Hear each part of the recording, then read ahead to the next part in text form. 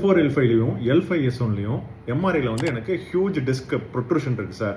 Doctor வந்து எனக்கு surgery advice பண்ணியிருக்காரு. ஸோ இந்த சர்ஜரி பண்ற மாதிரி இருக்க கண்டிஷனுக்கு என்ன மாதிரி சிம்டம்ஸ் வந்து எனக்கு இருக்கும் அப்படின்ட்டு ஒரு நேர் கேட்டிருந்தாரு. ஸோ பொதுவாக வந்து இவ்வளோ சிவியரா வந்து உங்களுக்கு எம்ஆர்ஐல டிஸ்க் ப்ரொட்ரூஷன் இருக்கு அப்படின்ற பட்சத்தில், அதுவும் சர்ஜரி பண்ணணும் அப்படின்ற கட்டாயத்தில் உங்களுக்கு கண்டிப்பா இந்த 4 சிம்டம்ஸ் வந்து உங்களுக்கு இருக்கும். ஃபர்ஸ்ட் வந்து உங்களுக்கு சிவியர் லோ பேக் பெயின் இருக்கணும். அந்த லோ பேக் பெயினோட சேர்ந்து செகண்ட் முக்கியமான உங்களுக்கு சிம்டம்ஸ் என்னன்னு பார்த்தீங்கன்னா சயாட்டிக்கா இருக்கணும். ஸோ சயாட்டிக்கா எப்படி இருக்கும்னா வந்து உங்களுக்கு கீழ் முதுகுல இருந்து பட்டக்ஸ் வழியா தொடையோட பின்பகுதியில் கெண்டக்கால் வழியா பாதை வரையும் வந்து உங்களுக்கு எலக்ட்ரிக் ஷாக் அடிக்கிற மாதிரியோ லைட்டனிங் பெயினோ மின்னல் வெட்டுற மாதிரியோ உங்களுக்கு வலி இருக்கணும், கண்டிப்பா இருக்கணும். அடுத்தபடியாக பார்த்தோம்னா காலில் வந்து மதமதப்பு இருக்கணும். அதாவது சில பேர் சொல்லுவாங்க தொடைப்பகுதியில் வந்து எனக்கு ரொம்ப மதமதன் இருக்கு சார், தொடர்றதே தெரிய மாட்டேங்குதுன்னு சொல்றவங்களையும் பார்த்துருப்போம்.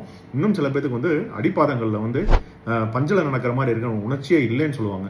ஸோ இது வந்து தேர்ட் சிம்டம்ஸ். ஃபோர்த் சிம்டம்ஸ் வந்து பார்த்தோம்னா நம்மளுக்கு காலில் வந்து வீக்னஸ் இருக்கும். அதாவது நம்மளுக்கு அந்த 2 நரம்புகள் L4 L5 L5S1 சப்ளை பண்ணுற நரம்புகள் போகிற மசில்ஸ் வந்து நம்மளுக்கு வந்து வீக்காக இருக்கும். ஸோ அதனால வந்து நம்மளுக்கு செக் பண்ணி பார்த்தோம்னா பவர் வந்து கம்மியாக இருக்கணும்.